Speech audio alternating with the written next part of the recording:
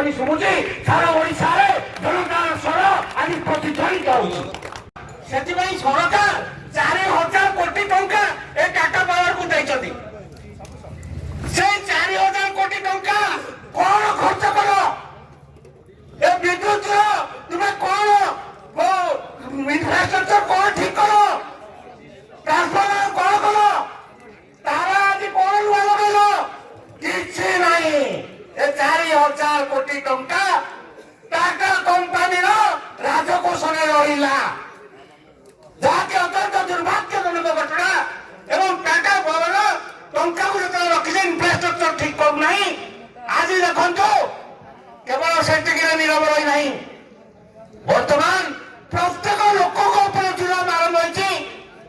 Security ନାଁରେ ଲୋକମାନେ ପ୍ରତ୍ୟେକ ଇଲେକ୍ଟ୍ରିକ୍ ଯୋଉ ଦେଇଛନ୍ତି ସିକ୍ୟୁରିଟି ସମସ୍ତଙ୍କର ଟଙ୍କା ରହିଛି। ସିକ୍ୟୁରିଟି ନାଁରେ ମାସିକିଆ ନୋଟିସ ଦେଇଛି ଏବଂ ଯେଉଁମାନେ ସିକ୍ୟୁରିଟି ପଇସା ନ କରିବେ ଲାଇନ କଟାଯିବ। ଏ କୋଉଠିକାର ଜିଜିଆ କର?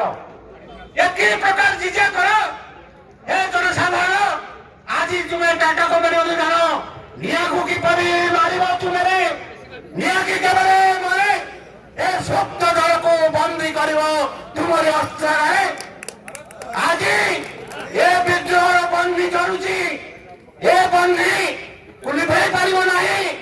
ଏ ବନ୍ଦୀ ପ୍ରଚଳିତ ହୋଇ ସାରା ଢେଙ୍କାନାଳ ଜିଲ୍ଲା କାହିଁକି ଓଡ଼ିଶାରେ ମଧ୍ୟ ବିଭିନ୍ନ ଅଞ୍ଚଳରେ ଏ କଥା ଆରମ୍ଭ ହୋଇଛି। ଏ ଜନତାର ସ୍ୱରକୁ ତୁମେ ଚାପି ଦେବା ପାଇଁ ଉଦ୍ୟମ କର ନାହିଁ। ଆଉ ବଡ ଦୁଃଖର ବିଷୟ, 3 ସପ୍ତାହ ତଳେ ଜିଲ୍ଲାପାଳଙ୍କୁ ଆସି ଆମେ ଏ ଅଭିଯୋଗ କରୁ। ଜିଲ୍ଲାର ତମେ ହେଉଛ ମୁଖ୍ୟ, ଜିଲ୍ଲାର ହେଉଛ ତମେ ଜନସାଧାରଣଙ୍କର ମୁରବୀ, କିନ୍ତୁ ଆଜି ସୁଦ୍ଧା ତୁମେ ବାବଦରେ କୌଣସି ପ୍ରକାର ଆଲୋଚନା କରିଲ ନାହିଁ ଏବଂ କହିଲ ମୁଁ ସମସ୍ତଙ୍କୁ ଡାକି ଆଲୋଚନା କରିବି, ବିଦ୍ୟୁତ ବିଭାଗକୁ ଡାକିବି, ଆପଣମାନଙ୍କୁ ଡାକିବି।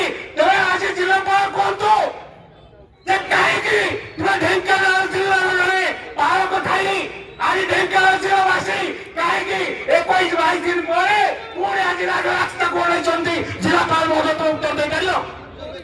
ଜିଲ୍ଲାପାଳ ତୁମେ କାହିଁକି ଦିନ କାହାର ପ୍ରରୋଚନାରେ ତୁମେ ଜନସାଧାରଣଙ୍କ ସମସ୍ୟାକୁ ଆଜି ଭୃକ୍ଷେପ କରୁନାହ? ତୁମେ ଜାଣି ରଖିବା ଉଚିତ ଏ ଅଗ୍ନି ଏ ବନ୍ଧି ପ୍ରଜ୍ୱଳିତ ହେଲେ କେହି ବି ରକ୍ଷା ପାଇନାହାନ୍ତି। ଇଂରେଜ ଶାସନ ମଧ୍ୟ ଲୋପ ପାଇଯାଇଥିଲା। ଜନସାଧାରଣଙ୍କର ଏ ଆନ୍ଦୋଳନ, ଏ ଆନ୍ଦୋଳନ ବିଫଳ ଯିବ ନାହିଁ।